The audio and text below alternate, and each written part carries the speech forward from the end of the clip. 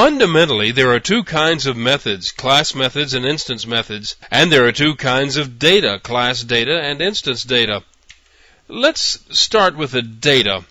If you declare a data item as static, it will exist in the class and not be duplicated in each object. Every object of the class can address the data item, but there is never more than one copy of it, and all the objects share it.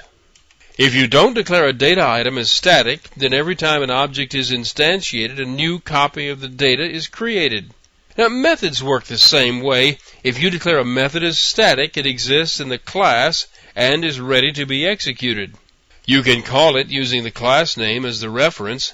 It's ready to execute as soon as the class is loaded into memory. Now, this method can address the local class data items, but it can't directly address instance data items because it has no way of knowing which is which and which object is being referenced.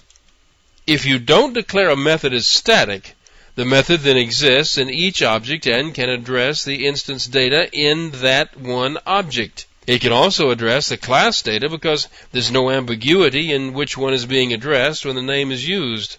The most common static method is the main method.